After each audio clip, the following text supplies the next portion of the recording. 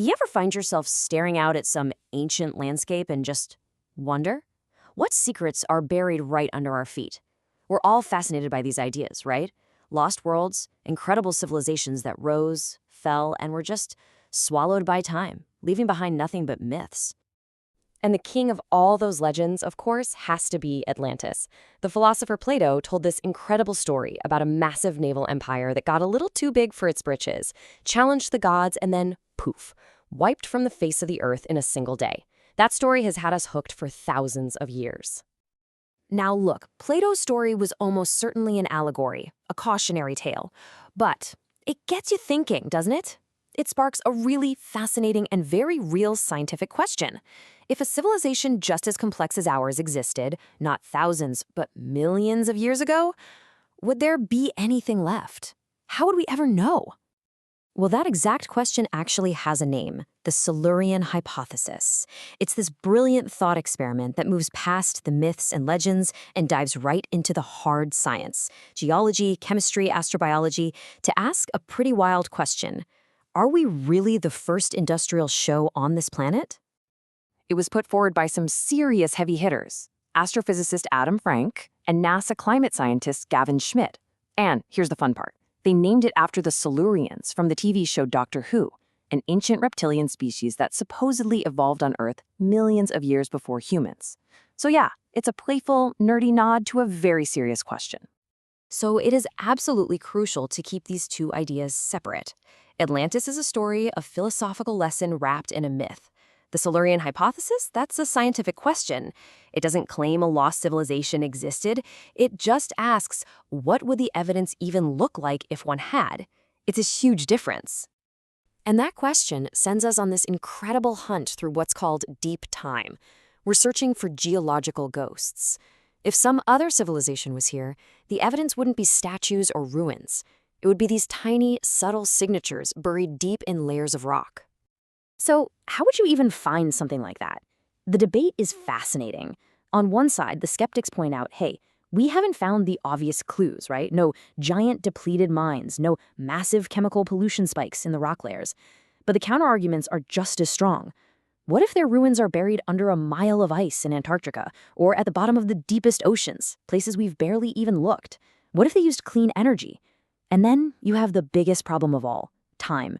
Time just grinds everything away. For perspective, our oldest ice core records only go back about 3 million years. In the life of the planet, that's nothing. The problem of vanishing evidence is honestly staggering. Just think about the dinosaurs. They were here dominating the planet for 165 million years. Yet in all of our searching, we've only found about 11,000 of their fossils. That averages out to just one fossil for every 15,000 years they existed. So now think about a civilization that might have only lasted, say, a few thousand years. The odds of finding a trace? They're astronomically small. And this is exactly where we need to be really careful. Because when evidence is that scarce, it is so easy to fall into just wild speculation. That's why it's vital to understand the difference between asking a good scientific question and promoting a pseudo-scientific belief. The term for this is pseudo-archaeology. It's basically an approach that starts with the answer already in mind. Atlantis was real and powered by magic crystals. And then it just cherry picks or twists any data to support that belief, while ignoring all the evidence that says otherwise. What's crucial here is the direction you're going. Science starts with the evidence, and it follows that evidence wherever it leads. The Silurian hypothesis is scientific because it's not starting with an answer. It's just defining what the clues might look like. Pseudo-archaeology does the exact opposite. It starts with the conclusion it wants and then tries to bend reality to make it fit.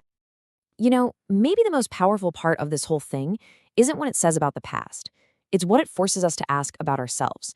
It turns the entire thought experiment into a mirror, reflecting one simple, pretty uncomfortable question right back at us. What kind of fossil record are we creating right now? 300. That's roughly how many years our industrial civilization has been around. 300 years of burning fossil fuels, making plastics, and literally reshaping the face of the planet. In the 4.5 billion year history of Earth, that's not even the blink of an eye. It's nothing. And yet, in that tiny instant, we're already carving a clear, undeniable tombstone into the rock. Millions of years from now, any future geologist will find our mark. Easy. They'll see a dramatic shift in the carbon cycle.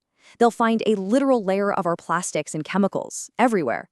They'll see how our agriculture caused massive erosion.